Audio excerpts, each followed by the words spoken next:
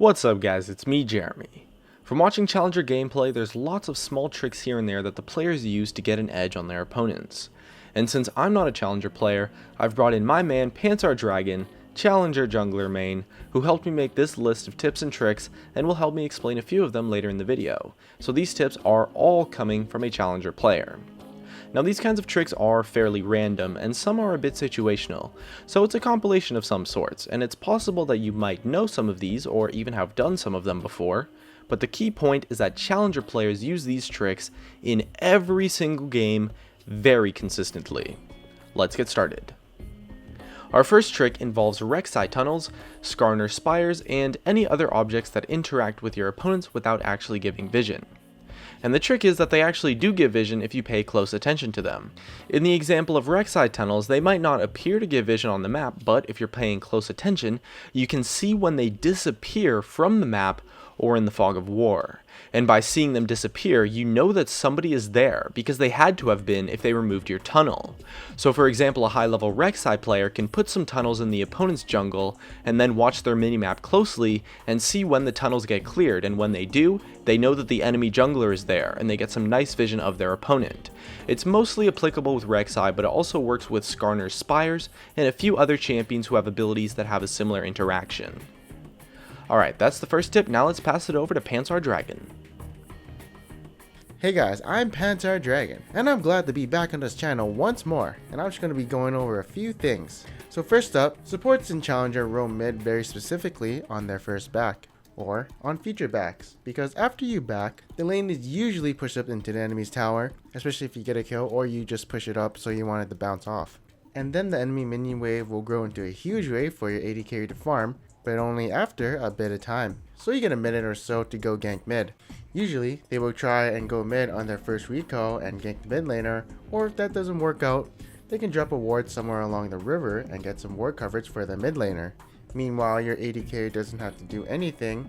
All he has to do is not get caught and stand by his tower until the minion wave crashes into his tower, therefore getting him some experience points and CS. To make sure the AD carry doesn't get dived on, the support should already be done roaming mid and on his way back to the bottom lane when the creep wave gets pushed into the tower. The support should never do this when the enemy is doing a freeze and zoning off his AD carry, and if he's also someone like Soraka who can't really gank well. Alright, so next up we're going to be talking about fake movements. This is essentially where you manipulate the vision that your opponents have of you to make them think that you are going somewhere that you are not. The most common example of this is something like the jungler exiting a lane into one side of the jungle, but then walking around and heading towards the other side of the map.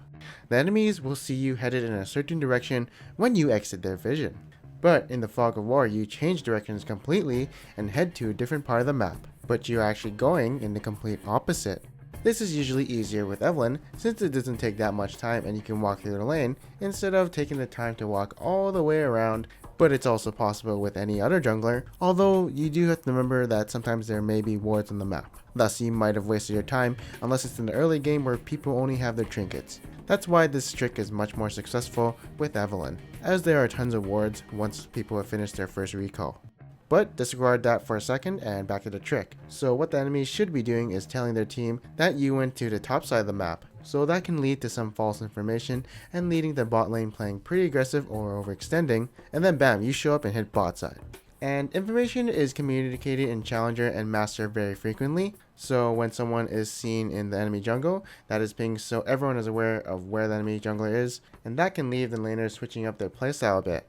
I know it heavily affects me if I'm laning and I don't know where the enemy jungler is, so I switch to a very passive style, but if I know where he is, I can switch up to a more aggressive style if I can. So this trick can be super useful if you're a bit higher elo.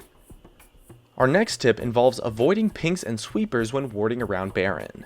Baron is a highly contested area when it comes to vision, and so when attempting to contest it, especially if your opponents have the better position, they are often going to use pinks and sweepers to clear out all of your wards in the areas, and then you're left to face check into an inevitable teamfight or to give up Baron for free. The ward placement I'm showing on the screen right now is an incredibly underutilized but fantastic spot to ward Baron, because the ward will not show up from the typical pink ward spot, and it certainly won't be found with a sweeper, since most players will try to clear the bushes, the area in front of the pit, and then check inside the pit itself. but the ward works great since it dodges both sweepers and pinks due to the curved angle of the wall, but will still give you enough vision to where you can see for sure if the enemy team is doing Baron or not. And so it's a great spot to ward when you want to keep vision on Baron, but won't be able to position inside and control the vision around the pit for whatever reason.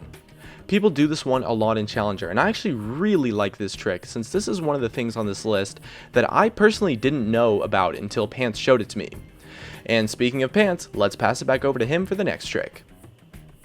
Next, we're going to be talking about the double jungle. So, this originated in the LCS, or maybe the Korean meta, where most ideas translate into solo queue. And now I'm actually seeing some Diamond players actually do it too.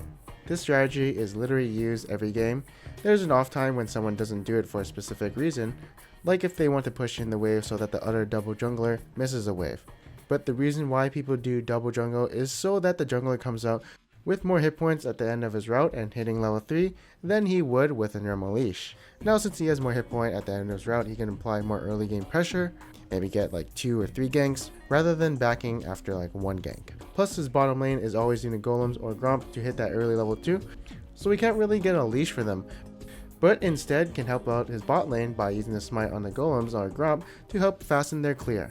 And it also benefits top laner since he can buy 5 health potions and maybe a ward for a safer early laning phase. The top laner also hits level 2 so they won't fall behind in experience.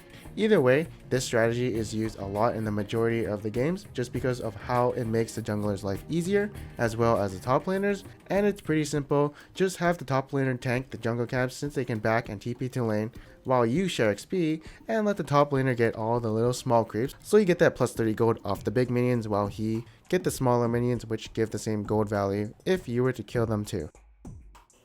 So big thanks to Panzer Dragon for joining the video today, as it absolutely would not have been possible without him.